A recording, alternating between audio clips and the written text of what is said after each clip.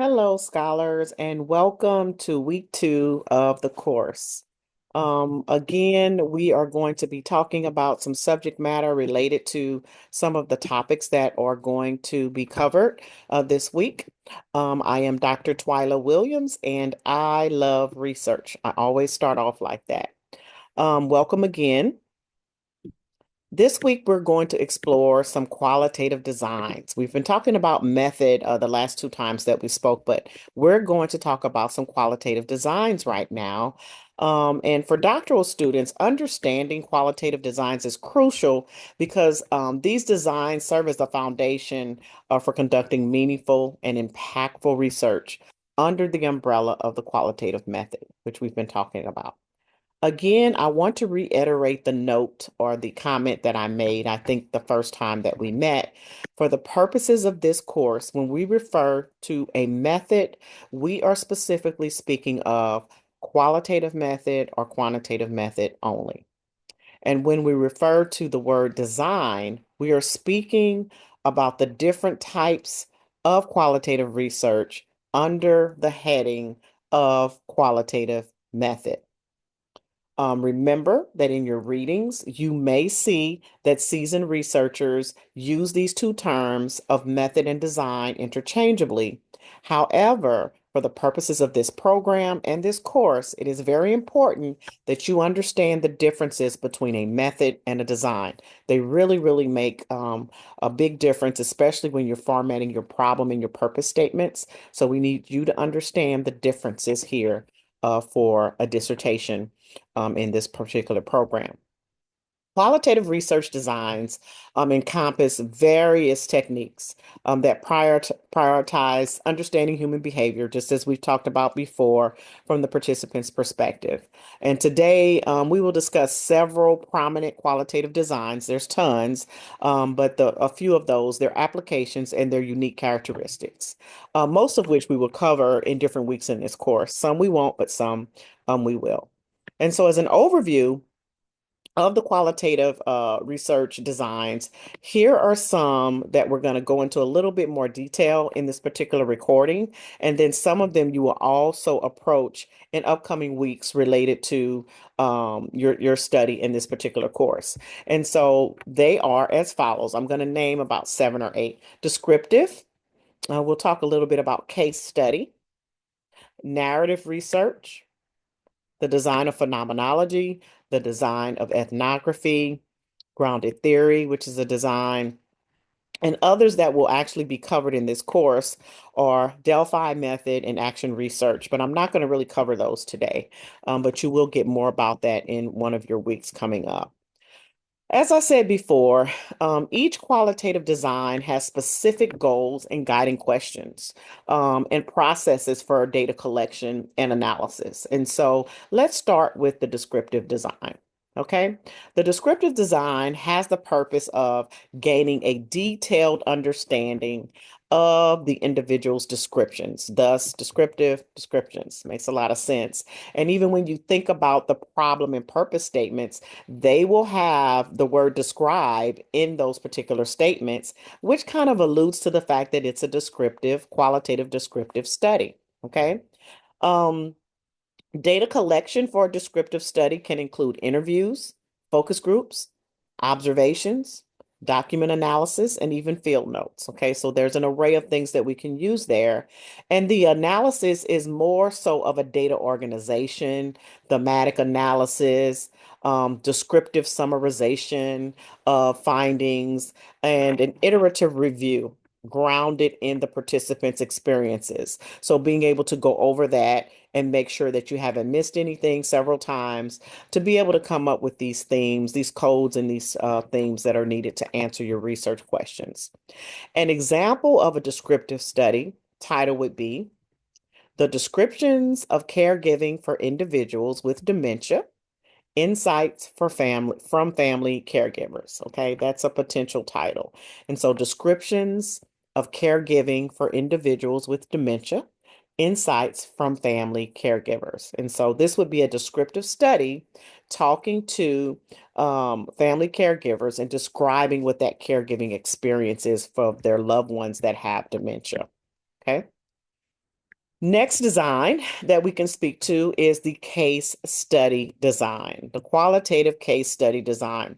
The main purpose for this design is to conduct an in-depth exploration of a specific case or multiple cases within the real world context. And it's often using multiple sources of data, and it leads to the additional analysis step that employs triangulation. And so when you utilize these two or more data sources, when you do a case study, the expectation is that you're going to triangulate or take that data in a triangle and be able to compare and contrast the findings that you've gotten from each particular data source. And so case study has the benefit of being able to do that to give further merit to the findings that you get. In a case study, data collection can include, again, interviews, observations, documents, and even quantitative data sometimes if it's relative. It involves the analysis, that's a comprehensive approach to synthesize findings across various data sources, as I said before, with that triangulation piece, so that further conclusions can be drawn from the particular finding, from the particular data that's um, collected in this particular type of qualitative design. An example of a case study design title might be exploring a single school's innovative educational practices and the perception of their influence on student outcomes. Okay. And so there's a couple of things there that tell us it's a case study in that title. Exploring a single school's innovative educational practices. Well, this is a case. It's a single school and the perception of the influence on student outcomes. Okay. So perceptions here. Of outcomes. And so perceptions are usually tied to case study. When you see that word, you can kind of almost tell that it's going to pretty much be a case study if you hear that perception or perceived word in a title. Third, let's talk about narrative research. Next is narrative research design. And so the purpose of narrative research design is to explore and interpret the stories, the the personal accounts of individuals, to understand how they make sense of their experiences. Typically, the data collection in a narrative research design is collecting the stories, and you do this through multiple rounds of interviews or personal writings. And so, this is not a one or done interview. These are multiple sets of interviews where you sit down and you really, really get engrossed in their stories to make sure that you haven't forgotten anything. The analysis in a narrative focuses, excuse me, focuses on identifying the plot structures, the themes, the context of the narratives. It's like a story. It's literally a storytelling experience. And an example of a title for a narrative research project may be, let's see, exploring the life stories of refugees to understand their resilience and adaptation processes. Okay, exploring the life stories of refugees. And so that life story piece kind of lets us know it's a narrative. Let's move on to the design of phenomenology. A lot of people have trouble with that word, phenomenology. And phenomenology is another qualitative design. And so the main purpose of phenomenology is to explore and understand the lived experiences of individuals regarding a particular shared phenomena. Now, when we think about it, all qualitative research and design is about a lived experience in one way or the other. But what makes phenomenology a little different is that they have to have shared some type of phenomena, and a lot of times that phenomena is traumatic. But it's a phenomena that made a marked difference in their life. It's a phenomena that that group has experienced that no other group has experienced. I always give the example here of phenomenological research is the hurricanes. I'm from Louisiana, and so Hurricane Katrina, we had tons of phenomenological researchers coming to New Orleans. I don't live there, but they were researching there because I was back and forth helping. But they wanted to interview and to conduct studies with those particular survivors who had been left for weeks, or days on their roof, who had been left in their attics. All of these people shared an experience in New Orleans that nobody else in the United States experienced. And so it was considered a phenomenological study. And so they wanted to talk to them and get their experiences to be able to conduct research on the effects or the outcomes or influences of that particular experience phenomenologically. And so that's a good example there. Data collection here involves, again, multiple rounds of in-depth interviews where participants describe their experiences in their own words. The analysis focuses on identifying the essence um, of the phenomena and the themes, that emerge across the participants' descriptions. What are these shared emerging themes between them because they've shared this same experience? An example, again, I talked about was the Hurricane Katrina and speaking to those particular types of people, but also another title would be, I made a few here just so I could share, researching the lived experiences of individuals coping with chronic illness. Okay. And so to understand their emotional and psychological journeys. Okay. And so here we can see that this is an experience that not everyone has, but asking for them to actually share their lived experiences. Next, there is the design of ethnography. And so the purpose of ethnography, I can't, that word is harder for me to say than phenomenology. But the purpose, excuse me, of the design of ethnography is to understand a cultural phenomena from the inside. It's basically immersing yourself as a researcher into the community or environment. Ethnography takes a long, long time because you literally have to become a part of that culture. And so that's probably why we don't see a whole lot of dissertations that are done in that manner because of the time that it takes to complete that. The data collection combines participant observations, interviews, analysis of cultural artifacts. There are several ways to do ethnography, but most times the participant is a part of that particular research. The analysis involves collecting detailed descriptions and interpreting them within a cultural context. This is the key here about ethnography, cultural context. And remember, we spoke about having these cultural sensitivities a couple of videos ago, and that we have to be very careful ethically when dealing in these environments. So, an example of a title for ethnography may be a researcher's experience of spending time in a local community to understand their social practices and beliefs. Okay, and so something like that, similar to that, would allude to the fact that the researcher is a part of the actual study, and you can see, well, that's probably an ethnographic study. Last, let's talk about the design of grounded theory. Remember, this is a design that's really reserved for seasoned researchers because you're literally creating a theory.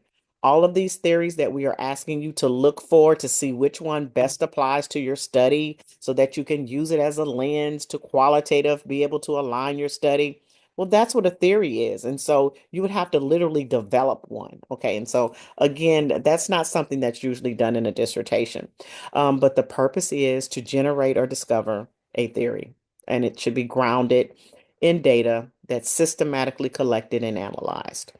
Um, Again, grounded theory starts with open-ended interviews. They evolve into these focused and theoretically driven interviews over time because again, this is a design that takes quite a bit of time. The analysis involves coding data in phases. That's a difference here. You do an initial data collection and analysis, then you do a focused one, and then you come up with these theoretical codes, which will help you develop the actual theory itself by showing the relationships of the concepts.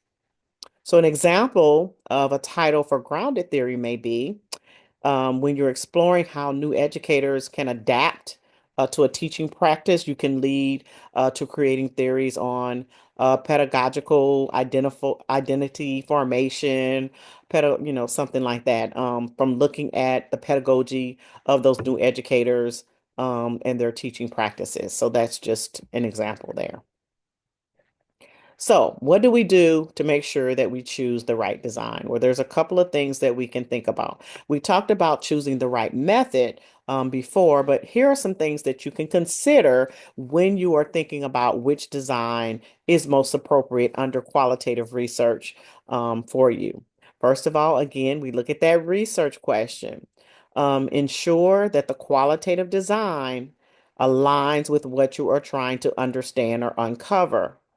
Okay, so we probably wouldn't be looking at descriptions if we're doing phenomenology. Phenomenology is more about the phenomena and the actual lived experience around that.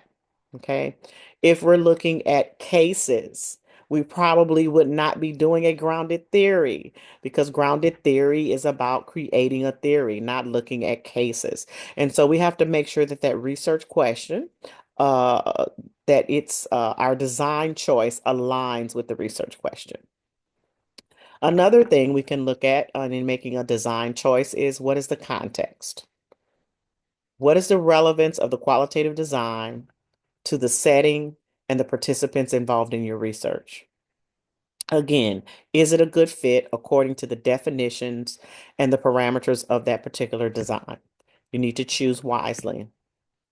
Another thing to think about is data access. What's the availability of your participants, their time constraints, and the type of data you will need to collect? Some qualitative designs require multiple rounds of interviews, as I said. But if you're dealing with a group that you'll have a hard time even getting initial interviews with, you definitely don't want to be utilizing a design where you will be needing to do 2 or 3 interviews for each person because that will be problematic. So those are things that you need to think about, your access to data, access to participants. Another consideration when choosing a qualitative design would be the theoretical framework, okay? And consider how your research aligns with existing theories and how it may contribute to those existing theories. And that's going to help you also when you're trying to figure out the design that you want to utilize. So, in conclusion, qualitative research designs, they offer a diverse and a whole bunch of flexible approaches to understanding the human experiences. And I say this every week because these are the qualities of qualitative research. Each qualitative design, it serves a different purpose and it caters to a unique type of research question. So those are things we need to think about. And when we understand these qualitative designs, it helps us be able to choose the most appropriate one for our research and specifically for you for your doctoral research. So again, thank you for your attention. I want you to ponder on the types of qualitative designs that we covered in this discussion and use that information to help you decide which qualitative design best suits your research endeavors. For further information, you will see your week 2 required and your week 2 recommended readings. Again, I am Dr. Twyla Williams, and I will see you next week.